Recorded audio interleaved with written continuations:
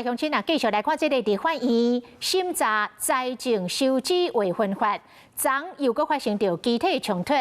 这个民进党的调查委员赖慧媛气呱呱，炮轰这个国民党立委的行为是精神分裂，结果颠倒方呛讲，伊甲白友的团体污名化。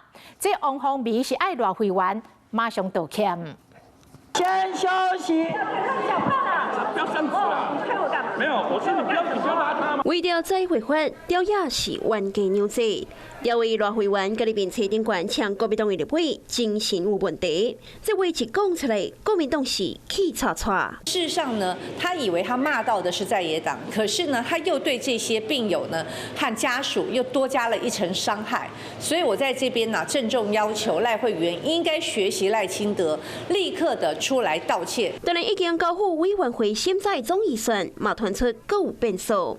民进党的立委更加压力，国民党拍算提出5000多案的暗海战术，背甲到底。4大预算案这个会期一一的来解决僵局，最后一个没有排入审议的，还没有放行。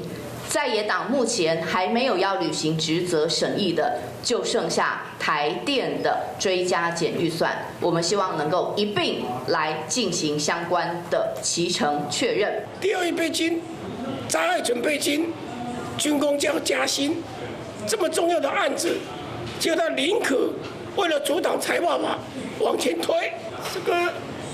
人人可诛啊！尤其目前也有考试院、多法官人事动议权等等争议法案要个处理。立法院长韩国瑜下晡调集党团的协商，民进党呼吁纳北卖个动啊！今天的协商当中，要求韩国瑜院长也尽速针对司法院人事同意权的行使期程，马上来完备来议定。选罢法马上摆入协商，这嘛将是调查公控议会表决的最后一关。